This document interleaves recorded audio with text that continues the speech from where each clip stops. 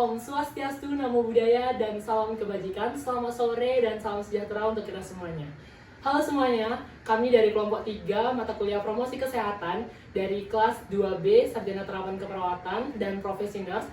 Di sini kami akan melakukan penyuluhan mengenai penyakit skizofrenia. Nah, penyakit ini nanti akan kami lakukan penyuluhan kepada anak-anak remaja, terkhususnya yang ada di lingkungan Polres Kemenkes Bengkulu. Sebelum kami memulai penyuluhan kami, di sini kami akan memperkenalkan diri terlebih dahulu. Dimulai dari rekan saya. Perkenalkan, nama saya Melanda Putri. Saya Adinda Zaki Azara. Saya Erika Lian. Saya Dewa Made Sumarahayu. Saya Presiden Zestina Wulandari. Saya Anissa Ismiarti. Saya Albido. Saya Alfon Sendiri. Dan saya Galih Adi Pangestu. Baik, setelah ini kami akan langsung memberikan penyuluhan kepada remaja tentang apa sih itu skizofrenia. Selamat menyaksikan. Assalamualaikum warahmatullahi wabarakatuh. Waalaikumsalam. Selamat sore. Sebelumnya kakak ucapin banyak terima kasih kepada adik-adik semuanya yang telah menyempatkan hadir pada kesempatan sore ini di CPHMJ dalam rangka penyuluhan promosi kesehatan dari kelompok kami. Nah, jadi penyuluhan kali ini berjudul skizofrenia. Nah, tujuan dari kami mengadakan penyuluhan ini adalah supaya dapat meningkatkan pengetahuan kalian tentang apa sih itu skizofrenia. Kalian udah ada yang tahu apa itu skizofrenia? Belum. Nah, jadi diharapkan dalam penyuluhan kami ini meningkatnya pengetahuan kalian tentang apa sih itu skizofrenia. Nah, setelah ini kita langsung saja akan lanjut ke materi yang akan disampaikan oleh Kak Dewa. Kepada Dewa disilakan. Oke, baik, terima kasih kepada Gales sebagai moderator kita pada sore hari ini. Sebelumnya, Assalamualaikum warahmatullahi wabarakatuh. Waalaikumsalam warahmatullahi wabarakatuh. Oke, selamat sore adik-adik dan selamat sore rekan-rekan sekalian. Kakak ucapkan terima kasih atas kehadiran kalian dan kesiapan kalian untuk menghadiri kegiatan penyuluhan dari kelompok kami dengan materi skizofrenia. Dimana di sini pasti kalian belum pada tahu apa sih itu skizofrenia dan pasti masih sangat asing di telinga kalian. Makanya dari itu kami di sini akan menjelaskan apa itu dari skizofrenia atau mental health. Langsung saja. Yang pertama, kita kenali dulu Apa itu mental health? Sebelum kita semakin dalam, kita pahami dulu kesehatan mental di sini atau mental health tadi adalah kondisi kesejahteraan yang holistik, di mana individu menyadari potensinya sendiri dan mampu mengatasi tekanan hidup normal, dapat bekerja secara produktif dan bermanfaat bagi komunitasnya. Di mana di sini mental health itu bisa dari fisik seseorang, dari batin mereka, pikiran mereka yang tidak terganggu dan tidak dibiaskan oleh hal-hal negatif lainnya. Selanjutnya, pengertian skizofrenia sendiri di sini adalah gangguan jiwa yang ditandai dengan gangguan proses berpikir dan tanggapan emosi yang lemah. Yang dimaksud di sini biasanya orang itu tidak bisa merasakan apa sih, misalnya kita tuh kalau kita sendiri yang kondisi normal itu biasanya bakal langsung merasakan refleks mulai dari itu lelah, bahkan kesedihan, dan refleks lainnya itu biasanya langsung. Sedangkan dengan pasien skizofrenia di sini dia sulit untuk berpikir dan sulit untuk fokus kepada apa yang dipikirkan dan apa tujuannya. Kemudian ada gejala umum, di sini ada halusinasi. Seperti yang kita tahu, halusinasi di sini bisa ditandai dengan biasanya kita melihat hal-hal yang sebenarnya tidak ada di lingkungan kita. Kemudian ada delusi, ada gangguan bicara dan berpikir. Di sini mulai terjadi gangguan bicara, orang itu tidak bisa bicara dengan baik dan berpikir dengan fokus. Kemudian perubahan perilaku dan emosi, di mana di sini pasien dengan skizofrenia di sini bakal lebih sering emosi yang tidak terkontrol, bahkan sering meluapkan emosinya dimanapun dan tidak melihat tempat. Kemudian ada onset, di mana di sini yang bisa terkenanya remaja atau dewasa. Faktor-faktor dari penyakit ini sendiri itu yang pertama ada faktor genetik, di mana di sini adanya riwayat keluarga dengan skizofrenia dan meningkatkan risiko terkena penyakit ini. Faktor genetik yaitu faktor yang diturunkan bisa dari keluarga ataupun dari ibu ayah langsung, bahkan dari keluarga-keluarga yang lain, dari kakek nenek juga bisa. Kemudian faktor lingkungan, di mana di sini stres mempengaruhi. Kemudian ada trauma, infeksi, malnutrisi, dan penggunaan narkoba. Kemudian juga dapat memicu onset skizofrenia. Di mana di sini stres, trauma, infeksi, malnutrisi yang kita tahu bersama. Ketika kita merasakan stres dan trauma yang berlebih kepada diri kita, di situ akan sangat berpengaruh pada kehidupan kita. Kita jadi lebih cenderung akan sangat dekat sekali dengan penyakit ini. Kemudian ada penyalahgunaan obat. Biasanya di sini penggunaan obat-obatan atau alkohol secara berlebihan, termasuk kannabis, kokain, dan amfetamin, serta penggunaan ganja secara berlebihan. Di sini nggak hanya orang yang mengonsumsi narkoba ya, tapi penggunaan obat-obatan. Misalnya ada orang yang sakit yang harus selalu menggunakan obat. Biasanya juga di sini akan ada efek sampingnya, walaupun memang obat itu untuk menyembuhkan, tapi kalau minumnya tidak dengan dosis yang benar dan dosis yang telah ditentukan, itu akan berakibat fatal pada tubuh kita. Selanjutnya, yang terakhir, yang selanjutnya ada faktor psikologis, di mana di sini stres berat atau berkepanjangan dapat memicu episode psikotik pada individu yang rentan terhadap skizofrenia. Oke, selanjutnya di sini kita masuk ke tahap-tahap perkembangannya. Yang pertama di sini ada fase prodromal, ditandai dengan perubahan perilaku dan mood yang samar sebelum onset skizofrenia. Yang kedua ada fase akut, di mana gejala positif seperti halusinasi dan delusi muncul dengan jelas. Kemudian ada fase stabilisasi, di mana di sini gejalanya mereda dengan bantuan pengobatan dan dukungan psikososial baik itu dari keluarga maupun rekan-rekan terdekat. Adapun dampak penyakit yang bisa dirasakan dari pasien dengan penyakit ini, yang pertama itu ada hubungan sosial, di mana di sini gangguan pada kemampuan berinteraksi dan membangun relasi dapat menyebabkan isolasi. Di sini maksudnya orang-orang itu tadi karena dari kelainan yang dia rasakan, ada kelainan mental dan emosinya, dia jadi takut untuk berinteraksi dengan masyarakat sekitar, tetangga, bahkan keluarga sekitar. Dia akan lebih mengunci dirinya karena dia merasa dirinya sangat merugikan orang lain. Kemudian ada fungsi kognitifnya di sini. Masalah pada fungsi kognitif mempengaruhi kemampuan belajar, memori, dan pengambilan keputusan. Ini tadi yang kita bahas, dia susah mengingat dan menyimpan memorinya. Kemudian ada produktivitas. Gejala-gejala skizofrenia dapat menghambat kemampuan penderita dalam bekerja atau bersekolah.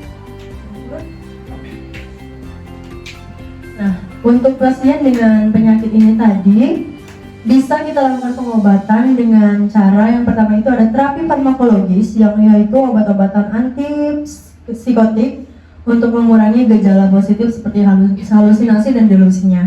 Itu bisa kita obati dengan terapi farmakologis dengan cara yang dengan catatan harus dengan resep dokter dan memang benar-benar harus obat yang dianjurkan. Kemudian ada terapi psikologis. Di sini terapi ini melalui bisa terapi dari keluarga. Maksudnya di sini dukungan dari keluarga, kerabat, bahkan orang-orang terdekat bisa sangat membantu. Kemudian ada dukungan, kelompok dukungan dan program rehabilitasi dan layanan kesehatan mental masyarakat. Selanjutnya, perjalanan hidup dengan skizofrenia. Di sini yang pertama ada penanganan jangka panjang. Penanganan jangka panjang di sini sendiri yaitu kondisi kronis yang membutuhkan penanganan berkelanjutan dan biasanya itu harus terus dilakukan dengan terapi-terapi tadi. Kemudian kualitas hidup dengan pengobatan dan dukungan yang tepat, individu dengan skizofrenia dapat menjalani hidup yang memuaskan dan produktif. Kemudian ada mengatasi stigma baik dari itu stigma dari orang lain, dari keluarga sendiri, bahkan dari lingkungan kelompok, yaitu sangat penting untuk meningkatkan kesadaran dan mengurangi stigma yang terkait dengan skizofrenia. Selanjutnya ada pencegahan. Pencegahannya di sini, penyakit ini belum bisa dicegah sepenuhnya karena penyebab pastinya masih belum diketahui dan melibatkan interaksi kompleks antara faktor genetik dan lingkungan. Dimana di sini maksudnya berarti penyebab dari skizofrenia ini bisa dari faktor lingkungan ataupun dari keluarga. Jadi kita mengobatinya itu masih bingung. Melihatnya ini sebenarnya penyakit ini dari lingkungan atau dari genetik keluarganya. Kemudian untuk pencegahan awal yang bisa kita lakukan itu deteksi dini dan intervensi. Kita deteksi ketika orang-orang itu tadi sudah merasakan dari diri kita sendiri ya, dari diri kita sendiri, kemudian dari keluarga. Kalau sudah mulai merasakan stres ataupun pemikiran yang sudah tidak susah fokus, bahkan merasa dirinya itu kurang, tidak percaya diri, itu bisa kita pahami. Kita boleh bertanya kepada orang terdekat, bahkan kepada orang-orang yang mungkin mengerti akan penyakit ini, dan kemudian gaya hidup sehat. Gaya hidup sehat ini bisa dari makanan, dari pola tidur, bahkan makanan yang kita makan, kemudian juga pergaulan. Pergaulan juga sangat mempengaruhi dari pemikiran-pemikiran untuk mengidap skizofrenia. Kemudian ada dukungan dan edukasi. Dukungan keluarga dan kelompok pertemanan dan edukasi, informasi penting sangat dibutuhkan kepada pengidap skizofrenia, karena dukungan adalah hal utama sebelum kita melakukan pengobatan, terutama dukungan dari keluarga.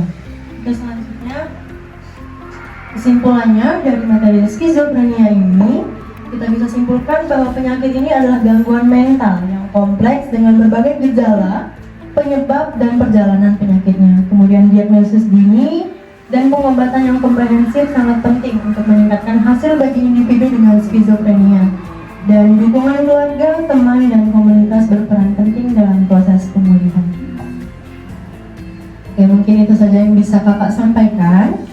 Setelah ini bagi adik-adik yang mau sharing, tanya jawab, mungkin ada yang belum paham, boleh ditanyakan kepada kami. Sebelumnya kakak serahkan dulu kepada Kak Doles sebagai moderator.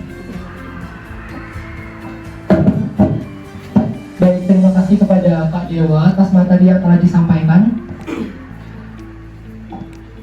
Baik, di sini adik-adik udah paham tentang apa itu kesehatan mental tadi yang sudah dijelaskan oleh Kak Dewa, atau mungkin masih ada yang bingung dan mau ditanyakan mengenai apa sih itu mental health.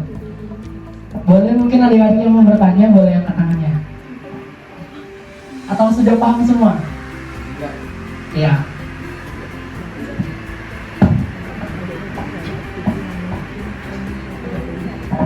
Izinkan perkenalkan, nama saya Farhana dari kelas Sarjana Terapan Perawatan 1B. Tidak dapat dipungkiri kalau untuk zaman sekarang mungkin banyak remaja ataupun remaja menuju proses dewasa yang sering mengalami namanya skizofrenia. Itu mungkin tidak luput dari keluarga ataupun faktor genetika dan lingkungan yang seperti yang sudah dijelaskan tadi. Nah, tadi kan juga dijelaskan kalau pencegahannya ataupun cara pengobatannya, yang pertama itu adalah terapi farmakologi, terapi psikologi, dan dukungan. Nah, mungkin untuk yang masalah disebabkan oleh genetika dan lingkungan, terapi ataupun cara yang paling tepat itu apakah? Terima kasih. Oke, bagus sekali pertanyaan dari saudara Farhan. Apa saja sih terapi yang dapat diterapkan kepada pasien dengan penderita skizofrenia? Begitu. Oke. Mungkin langsung bisa dijawab oleh pemateri kita, Kak Dewa. Boleh Kak Dewa dijawab pertanyaan dari Farhan. Oke, kita biar enak kakak izin dulu aja ya. Oke, untuk pertanyaan Farhan tadi sangat bagus. Untuk pasien dengan skizofrenia ini tadi ada faktor yang disebabkan oleh genetik dan lingkungan. Kemudian Farhan bertanya cara pencegahannya apa ya? Oke, untuk dari genetik dan lingkungan tadi, yang pertama yang pastinya ketika ada teman kita, saudara kita, ataupun diri kita sendiri yang mengidap itu sebenarnya lebih ke sudah mulai menampakkan dengan ciri-ciri atau tanda-tanda dari skizofrenia. Gejala dari skizofrenia yang tadi itu biasanya yang paling kita butuhkan, yang paling pertama selain obat-obatan, kalau obat-obatan pastinya dari obat-obatan farmakologi ya, dari yang bisa diresepkan dari dokter langsung. Tapi hal yang paling kita butuhin yang pasti itu adalah dukungan dari keluarga, baik dari teman dekat, orang tua, bahkan saudara-saudara kita yang lainnya. Karena di sini mental health di sini itu tuh tidak hanya kesehatan dari, bukan berarti mental health itu kesehatan diri. Yang kita kelihatannya dari luar itu sehat, belum tentu di dalamnya dia sehat. Entah kita nggak tahu apa yang dia rasakan. Buktinya banyak kan orang-orang yang melakukan bunuh diri, bahkan hal-hal yang nggak kita inginkan. Jadi di sini dukungan keluarga, misalnya ada adik kalian kalian, kakak kalian yang mulai udah merenung, kalian harus mendekatin diri nih ke dia. Kayak ditanya, Kak, kenapa kok mulai ngomong terus? Itu kan tadi gejala-gejalanya udah bisa kita lihat sendiri ya, kita pahami, kita resapi dari gejala-gejalanya, dan kita bisa bantu dengan dukungan. Bisa dari dukungan mental dan dukungan psikisnya sendiri. Kita ajak dia untuk lebih mengenal, mendekatkan diri kepada Tuhan. Mungkin yang beragama Islam kita ajak sholat, dan yang beragama lain kita ajak untuk mendekatkan diri kepada Tuhannya dengan caranya masing-masing. Kemudian dari keluarga juga harus memberikan support dan dukungan. Jangan misalnya nih kita ambil contohnya yang misalnya ada adik dan kakaknya, yang satunya juara 1, yang satunya nggak dapet.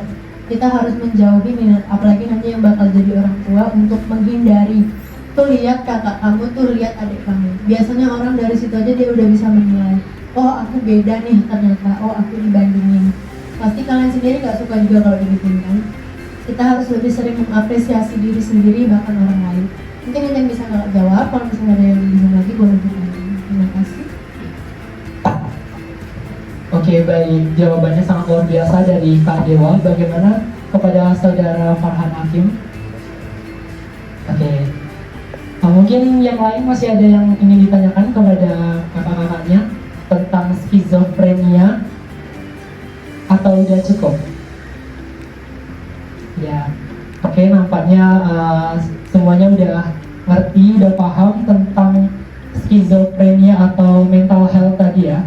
Nah, jadi harapan kami dari melakukan penyuluhan ini kepada kalian, terutama tingkat 1 remaja ya, agar dapat meningkatkan itu tadi, yang seperti yang kakak bilang tadi, meningkatkan pengetahuan dan wawasan mengenai apa sih itu skizofrenia dan mental health.